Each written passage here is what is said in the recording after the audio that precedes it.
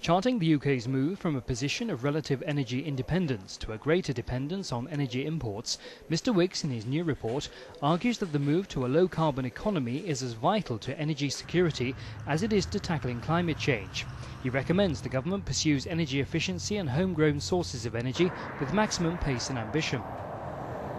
What I'm really saying in this report is that alongside the absolute importance of tackling global warming, and therefore the real significance of Copenhagen, there is another dimension to the argument which we need to hear more about, and that's energy security.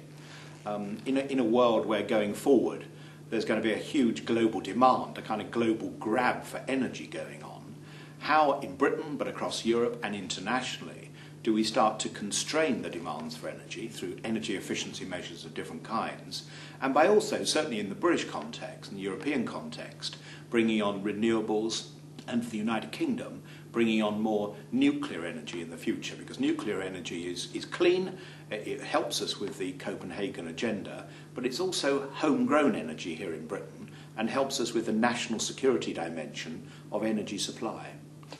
Mr Wicks says complete energy independence is an unrealistic goal, but the UK must be far smarter with the energy it uses, and there is a need for Britain to invest in homegrown energy sources such as nuclear and renewables. I think so, because without getting hysterical about it, with this great demand for energy when the world comes out of recession, and at a time when here in Britain we are becoming more import dependent because our stocks of oil and gas in the North Sea are in decline, we do need to buy in more oil and gas. If we can produce more of our own energy and use sensibly and efficiently that energy, that helps us not only with Copenhagen and climate change, but it also helps us with security of energy supply.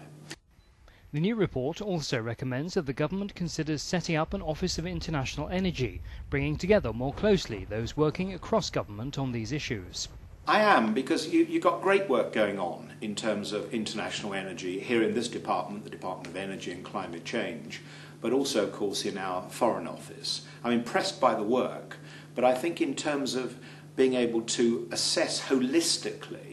the nature of the geopolitical risk around energy security, bringing those two groups of people together,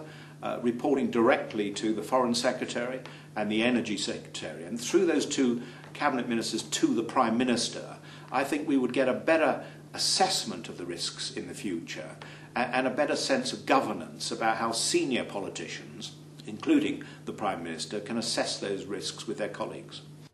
As well as calling for an acceleration of nuclear power, the report also calls for the construction of coal-fired power plants, gas storage facilities and power connections to continental Europe.